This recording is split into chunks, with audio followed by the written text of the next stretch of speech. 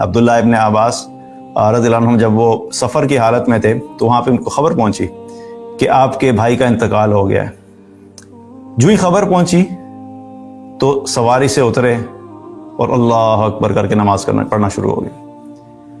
اب نماز پڑھی، 2 رکعت نماز پڑھی، اور سلام پھیرنے کے بعد وہاں پہ جو لوگ موجود تھے ان سے کہنے لگے کہ میں نے اللہ سے اس طریقے سے مدد مانگی ہے جیسے اللہ سے مدد مانگنی چاہیے، اور پھر آپ نے یہی آیت جو ہے وہ تلاوت فرمائی، وَاسْتَعِينُوا بِالصَّبْرِ وَالصَّلَاةِ وَإِنَّهَا لَكَبِيرَةٌ إِلَّا عَلَى الْخَاشِعِينَ۔ تو جب انسان کے دل میں یقین ہو جائے نا کہ اللہ کی آیات کے مطابق میں نے زندگی گزارنی ہے، اور جب میں اللہ کی آیات کو فالو کروں گا تو پھر اللہ مجھے وہ انعامات اور وہ اثرات میری زندگی میں دے گا جو کہ اللہ نے اس آیت میں رکھے ہیں، تبھی اس سے فائدہ ہوتا ہے۔ ورنہ پھر اللہ نے جو آگے بات کی وہ پھر ہم جیسے لوگوں کے لیے ہی ہے کہ اللہ تعالیٰ نے کیا فرمایا، وَإِنَّهَا لَكَبِيرَةٌ إِلَّا عَلَى الْخَاشِعِينَ۔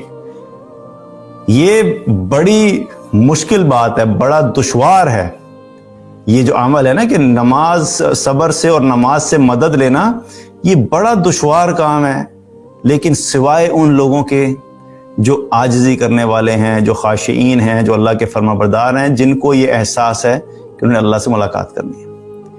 تو یہ اگر یوں کہا جائے کہ یہ وہی کر سکتے ہیں کہ جو واقعی اللہ پہ ایمان رکھتے ہیں، جن کے نزدیک واقعی اللہ کے کلام کی اہمیت ہے، جن کو واقعی یہ یقین ہے کہ اللہ سے ملاقات ہونی ہے، جن کو واقعی یہ یقین ہے کہ اگر اللہ نے کہا ہے کہ ایسے ہوگا تو ایسے ہوگا، جن کو یہ یقین ہے کہ اللہ کی آیت پہ عمل کروں گا تو اللہ مجھے وہ دے گا جس کا اللہ نے وعدہ کیا ہے، یہ وہی لوگ کر سکتے ہیں۔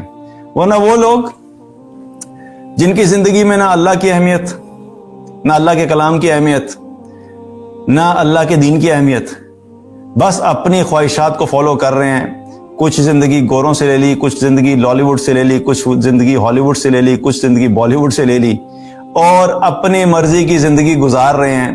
اور پھر جب ایسے لوگوں کو کہا جائے گا کہ بھئی دیکھو اللہ نے، جب ان پہ مصیبت آتی ہے، اگر آپ ان کو کہیں نا کہ دیکھیں آپ ایک کام کریں، صبر کریں اور نماز پہ فوکس کریں، اللہ اس کے ذریعے سے آپ کے لیے آسانی کر دے گا، تو وہ مسلمان ہو کے آپ کو عجیب و غریب نظر سے دیکھیں گے پہلے، اور پھر آپ کو جواب دیں گے۔ کس قسم کی بات کرتے ہیں یار آپ؟ یہ تو بہت بڑا سائیکولوجیکل پرابلم ہے۔ یہ نماز سے کیسے حل ہوگا؟ یہ صبر سے کیسے حل ہوگا؟ میری بزنس کے اندر پرابلم آ گیا، تم کہہ رہے ہو صبر کرو اور نماز کرو۔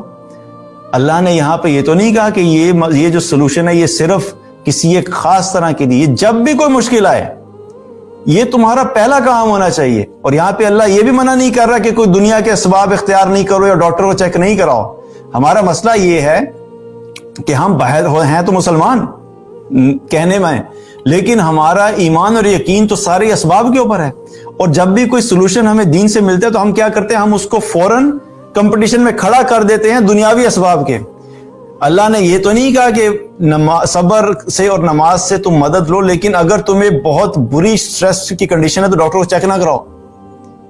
یہ تو اسباب کا اپنانا اپنی جگہ پہ ہے، لیکن ایک ایمان والا سب سے پہلے کیا کرتا ہے؟ یقین کے ساتھ ان چیزوں کو فالو کرتا ہے۔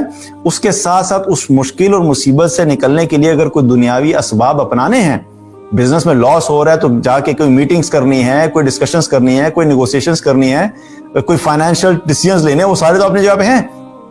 لیکن جب تک اس سچویشن سے گزر رہے ہو تو کیا کرنا ہے؟ صبر سے رہنا ہے اور نماز پڑھتے رہو، نماز کے ذریعے سے مدد حاصل کرنی ہے۔ اس کے ذریعے سے تم اپنے آپ کو، اپنی مشکل کو تھوڑا سا ریلیف کرو گے۔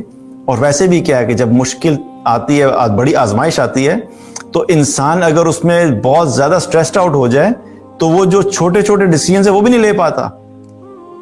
تو جب آپ اس قابل ہی نہیں ہیں کہ آپ چھوٹا ڈیسیژن نہیں لے پا رہے، اور آزمائشوں میں اور مصیبتوں میں تو بڑے بڑے ڈیسیژن لینے پڑتے ہیں، تو اس کا بہترین طریقہ کیا ہے کہ جب آپ مینٹلی اور سائیکولوجیکلی تھوڑے سے سیٹلڈ ہوں گے ان دو چیزوں کے ذریعے سے، تو یہ چیز بھی آپ کو ہیلپ آؤٹ کرے گی کہ اب آپ چیزیں بہتر طریقے سے دیکھ سکتے ہیں، اب آپ وہ ڈیسیژنز لے سکتے ہیں جو آپ اس حالت میں نہیں لے پا رہے تھے۔ تو ہر طریقے سے یہ دو چیزیں ہمیں دنیا میں ہر قسم کی آزمائش میں ہمارے لیے مدد کا ذریعہ بنتے ہیں۔